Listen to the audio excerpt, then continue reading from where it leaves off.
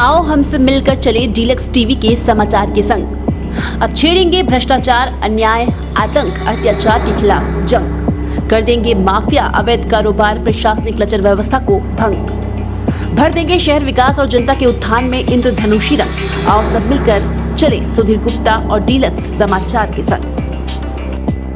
और आज की खबर में कांग्रेस समिति का नामांकन रद्द।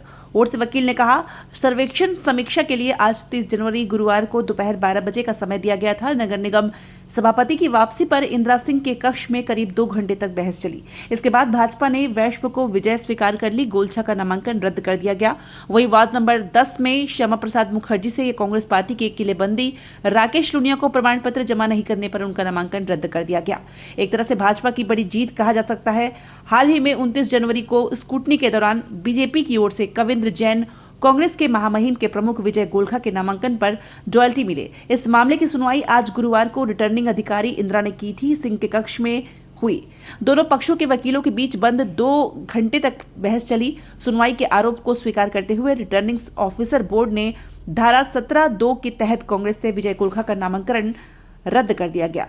बैकफुट पर है। भाजपा को वॉकओवर जैसी स्थिति बना दी गई है, क्योंकि कांग्रेस ने महामहिम के रूप में डमी समबाइट तथाकथित नामांकित फॉर्म जमा नहीं किया है। महापौर की टिकटें मांगने वाले एक चिंता तिलक सोनकर ने पार्टी से नामांकन फॉर्म जमा हो गया है। अब कांग्रेस के तिलक सोनकर के नाम पर विचार करने की बात कही गई है। तिलक सोनकर के अलावा दूसरा पद भी नहीं बचा है। अब देखने वाली बात होगी कि किस पार्टी में अब तिलक सोनकर ने अपनी घोषणा करने का प्रयास किया है कि बी फार्मा कहाँ है या नहीं, ये तो आने वाला वक्त ही बताएगा। धमतरी नगर पालिका का 100 लगभग 29 साल का गौरवशाली इतिहास रहा है। लोकतंत्र के यहाँ पे हमेशा एक प्रकार से इज्जत की गई है, सम्मान किया गया है। और उसके बाद नगर निगम बनने के बाद भी लगातार यहाँ पे एक प्रकार से धमतरी नगर निगम का भी इतिहास अच्छा रहा है। लेकिन आज महात्मा गांधी जी की पुण्यतिथि के दिन बड़े दुर्भाग्य के साथ ये कहना पड़ रहा है।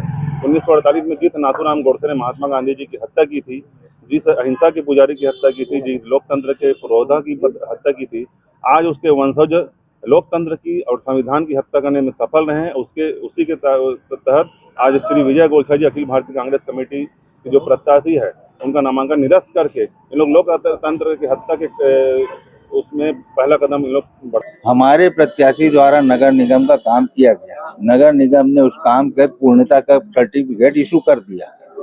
उसके बाद अगर पीजी और एसडी के भरोसे अगर हम फॉर्म रिजेक्ट हो रहे तो ये शासन के दबाव में लिया गया निर्णय है और इसकी हम घोर निंदा करते हैं। क्या लगता है कि अब अगला स्टेप क्या होगा? अगला हमारा एक प्रत्याशी और है, नाम क्या? तिलक सोनकर। क्या उनसे बी फॉर्म दिया जाएगा? अगर ये इसमें देखते हैं अभी कोर्ट से, अगर कुछ नहीं होगा तो उसी को दिया जाएगा बी फॉर्म। महापौर के प्रत्याशी इंडियन नेशनल कांग्रेस के प्रत्याशी के रूप में विजय गोलछा जी के नाम निर्देशन पत्र पर जो बीजेपी के प्रत्याशी हैं उनके द्वारा आपत्ति प्रस्तुत की गई थी। उस आपत्ति का आज सुनवाई तिथि था। सुनवाई तिथि में दोनों पक्षों का जवाब और जो तर्क है वो श्रवण किया गया।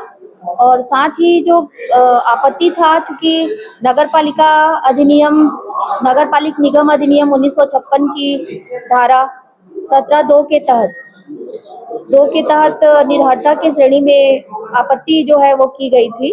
इसलिए नगरपालिक निगम धमतरी जो आयुक्त हैं उनसे भी प्रतिवेदन प्राप्त किया गया था और नगर पालिक निगम के आयुक्त के प्रतिवेदन, उभय पक्षकारों के जवाब, तर्क के श्रवण के पश्चात आपत्ति का निराकरण किया गया।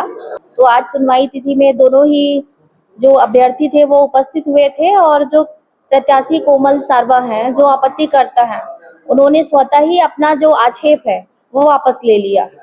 तत्पश्चात प्रत्याशी राजेश पांडे के जो नाम निर्देशन पत्र था उसका परीक्षण किया गया और समीक्षा पश्चात उनकी जो नाम निर्देशन पत्र है वो विधिवत रूप से भरा हुआ था और विधि मान्य था, इसलिए उनका नाम निर्देशन पत्र जो है वो स्वीकार किया गया आज आपत्ति के निराकरण के पश्चात। रोजाना धमतरी जिले की छोटी बड़ी खबरें पाने के लिए धमतरी डीलक्स टीवी समाचार के साथ जुड़े रहें।